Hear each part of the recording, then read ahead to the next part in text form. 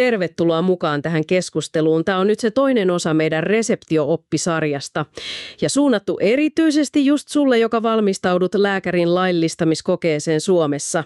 Tervehdys munkin puolesta. Tänään meillä on aiheena PKV ja huumausainelääkkeet. Niiden määrääminen on aika tarkasti säädeltyä. Joo, todellakin. Ja ihan syystä. Nämä on keskeisiä asioita, paitsi siinä kokeessa, niin totta kai myös ihan potilasturvallisuuden kannalta siinä päivittäisessä työssä. Kyllä. Lähdetään liikkeelle niistä PKV-lääkkeistä, ihan perusteista. Mistä lääkäri tunnistaa ne ja mitä perussääntöjä niiden määräämiseen liittyy? No siis Fimeahan ylläpitää sitä virallista ja ajantasasta luetteloa PKV-lääkkeestä. Sieltä sen tiedon aina löytää. Okei. Mutta käytännössähän nykyään nämä modernit lääketietokannat näyttää tämän tiedon tosi selkeästi. Ne vanhat Pharmacafennican kolmiot ja muut merkinnät on tavallaan historiaa. Selvä. Helpompi siis nykyään. Joo. Ja tärkeää on muistaa se jako, että on ne varsinaiset huumausaineet ja sitten nämä muut PKV-lääkkeet. Niillä on vähän eri säännöt. Entäs se itse määrääminen? Onko siinä jotain, mitä pitää erityisesti huomioida verrattuna tavallisiin lääkkeisiin? On ehdottomasti. Pääsääntöhän on se sähköinen resepti, ja se vaatii aina lääkäriltä erityistä huolellisuutta ja harkintaa. Joo. Ihan keskeinen periaate on se, että määrätään aina pienin terapeuttisesti tehokas pakkauskoko. Pyritään välttämään sitä, että lääkettä kertyisi kotiin turhaan. Totta kai. Väärinkäytön ehkäisy ja muut. Juuri niin. Ja tässä on yksi tosi tärkeä muistisääntö. PKV-resepti on voimassa enintään vuoden. Ai vuoden? Ei 2 vuotta niin kuin monet muut? Ei, vain vuoden. Tämä on semmoinen, mikä helposti unohtuu kiireessä tai just siellä kokeessa. Okei, tämä pitää painaa mieleen vuosi. Entäs säilytys? Nämä sähköiset PKV-reseptit, ne säilyy siellä reseptikeskuksessa 20 vuotta. Se kertoo jo siitä, että valvonta on tarkkaa. Selvä. Mennään sitten niihin huumausainelääkkeisiin. Sanoit, että niille on vielä tiukemmat säännöt. Kyllä vain. Huumausaineeksi luokiteltujen lääkkeiden kohdalla säännöt on kaikkein tiukimmat.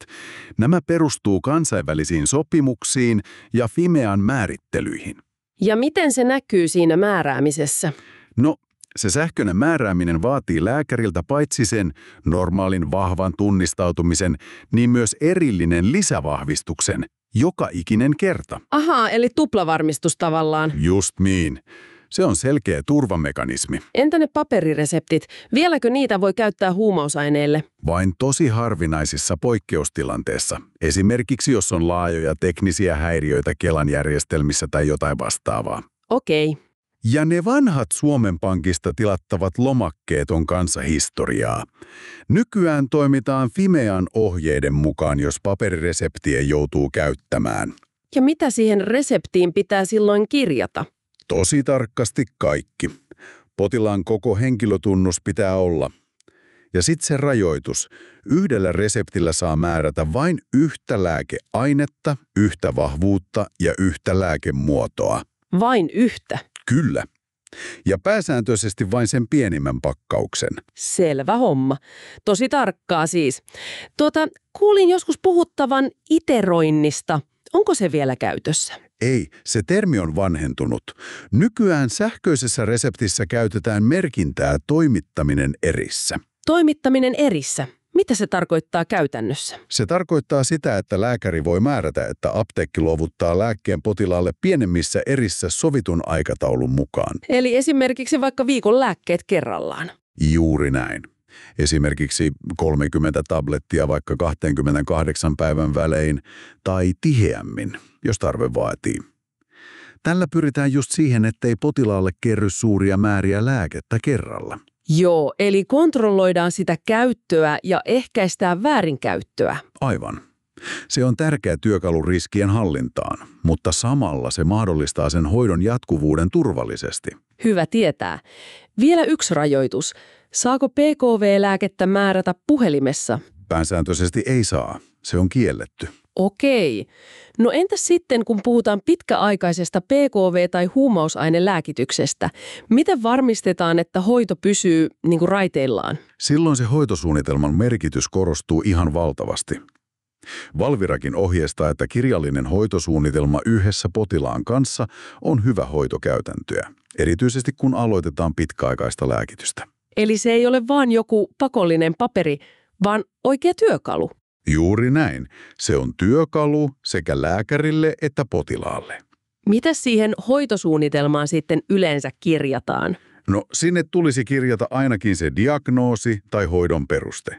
Selkeät tavoitteet sille lääkitykselle, tarkat tiedot lääkkeestä, eli annos ja kesto. Miten sitä hoitoa seurataan? Joo. Sitten myös ne kriteerit, millä lääkitys voidaan lopettaa, ja toimintaohjeet ongelmatilanteisiin. Se lisää potilaan sitoutumista ja parantaa turvallisuutta. Kuulostaa järkevältä. Vielä lääkärin vastuusta. Onko niin, että ihan kuka tahansa laillistettu lääkäri ei voi määrätä ihan kaikkia näitä lääkkeitä? Juuri näin on. On olemassa erityisrajoituksia. Esimerkiksi opioidiriippuvuuden korvaushoitoa ei voi kuka tahansa aloittaa, vaan se vaatii erityispätevyyden tai toimimisen siihen erikoistuneessa yksikössä. Selvä. Ja lääkärillä on muutenkin velvollisuus aktiivisesti seurata sitä potilaan lääkkeen käyttöä ja tunnistaa mahdolliset riippuvuuden varoitusmerkit. Mitä ne vois olla? Esimerkiksi just ne jatkuvat pyynnöt annoksen nostosta. Kyllä. Tai jos reseptejä katoaa jatkuvasti tai potilas hakee lääkkeitä useammalta lääkäriltä samaa vaivaan. Ne on hälytysmerkkejä. Ja mitä lääkärin pitäisi tehdä, jos epäilee riippuvuutta?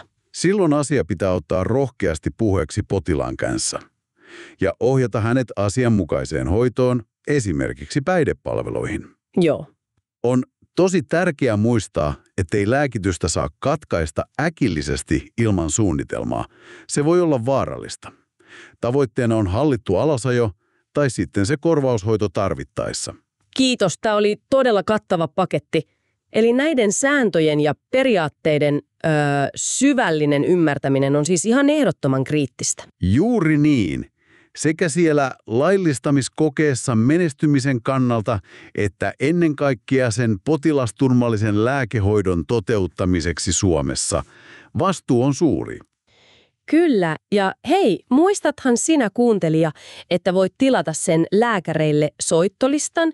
Sieltä löydät lisää näitä keskusteluja valmistautumisesi tueksi, myös sosiaalilääketieteen ja oikeuslääketieteen aiheista.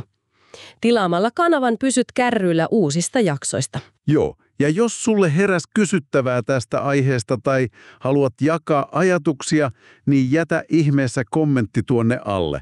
Vastaillaan ja keskustellaan mielellämme.